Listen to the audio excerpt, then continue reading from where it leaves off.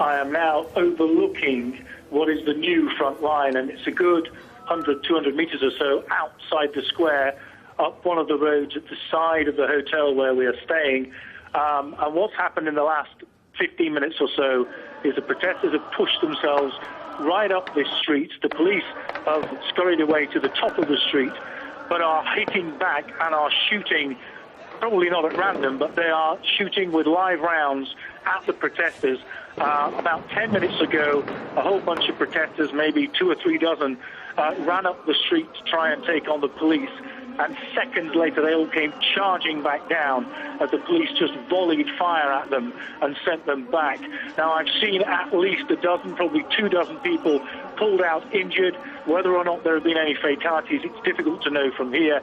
But I do think this is going to be a fairly bloody day. Already, as I say, we've seen a lot of injured.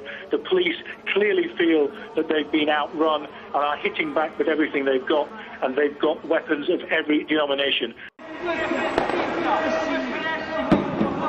There are many sides to this divide, but the broad picture is of 2 sides split politically, geographically, even linguistically.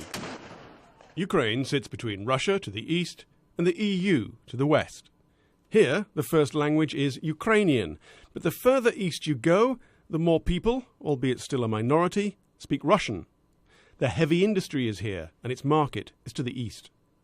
The current president is from this region, which partially explains this divide in the electoral map of 2010. Clear support for his party in the east, clear support for the opposition in the west, and that's where most of the protests have been.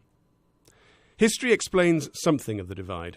Hitler invaded Russia from the west. It was the 3rd invasion from there in 130 years. All Russian leaders, Stalin amongst them, want Ukraine as a buffer zone between them and the great powers beyond. Stalin followed the lead of Catherine the Great. He moved some Russians in and some Ukrainians out. The communist legacy remains in eastern cities such as Donetsk. Lenin still stands, and here the Russian Orthodox Church dominates.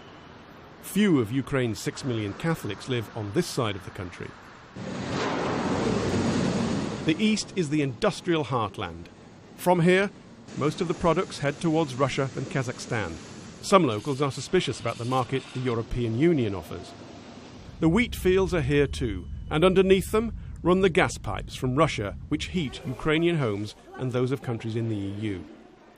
In a nutshell, Ukrainian economy had been a major player in this crisis. It has prompted the current government to pursue the Russian course of integration, and Russia obviously took advantage of these circumstances.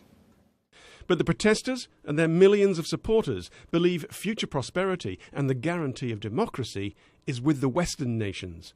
They want a share. President Yanukovych looked east, looked west, and looked east again.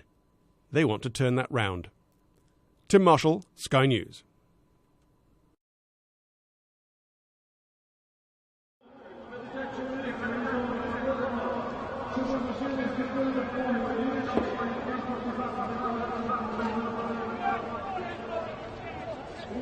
There you go.